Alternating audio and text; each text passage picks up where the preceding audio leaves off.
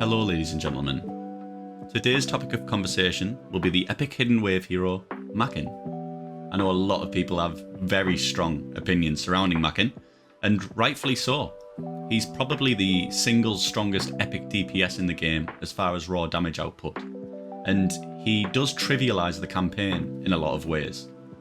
Before Mackin's release, the campaign was so much more difficult. It really depended on what heroes you rolled, and you did have to be a lot better at the game to clear Hell campaign.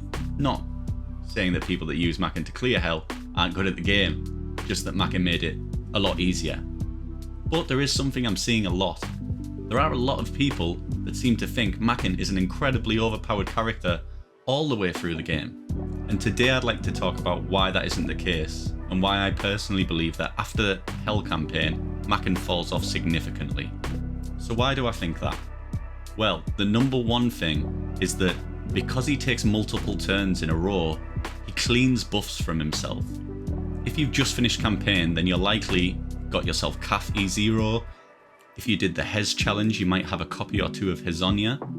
And if you've been pushing those leaderboard events for Mythic Shards, you might even have a Nordak E0. These are all strong units in their respective fields that you'll be want to be using. Now here's where the issue comes. Calf and Nordak both apply very powerful buffs.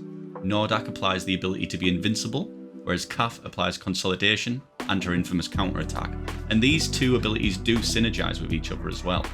You can be invincible, the enemy hits you, and then Calf's counterattack allows you to hit back for even more damage. However, Mackin doesn't synergize with this. In fact, he has anti-synergy. Because Mackin needs to use his S2 to do damage, he's not going to benefit much from Calf's counterattack.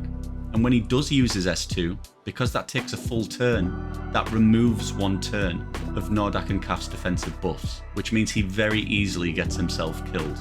And this is an issue both in PvE and in PvP. In PvP, tank teams are very popular at the moment. These fights take place over a lot of turns, have a lot of defensive buffs, a lot of invulnerability, and Mackin can struggle to one-shot people, especially if they've got counters such as Mammoth, who is a monster in early game PvP.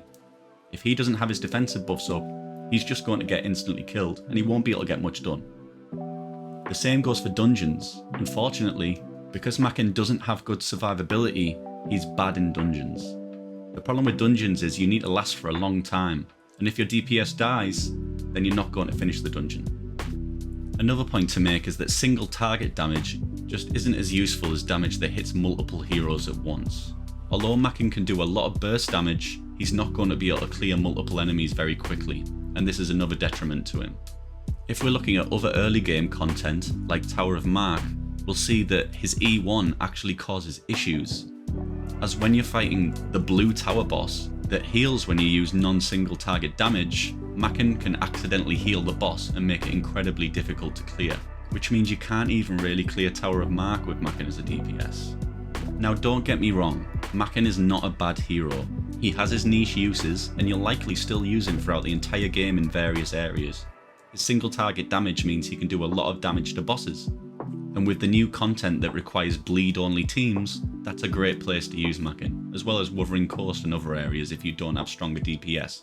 However, early into the game, you're going to benefit much more by using a team like Nordak, Calf, and Hez as your DPS, as Hez can benefit from the counterattack, from the invulnerability, deal a lot of damage, but also stay alive.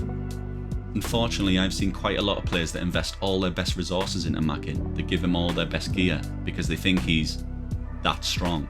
But it's not a great idea, and it will hinder your progress. I haven't seen this yet, but it wouldn't surprise me if someone has chosen Mackin to break through, and that is definitely not something you want to do with how rare the breakthrough resources are. So yeah, I hope you found this interesting. Please remember to like and subscribe, and if you'd like to check out our Discord community, the link is in the description. Thank you very much guys, good night and God bless.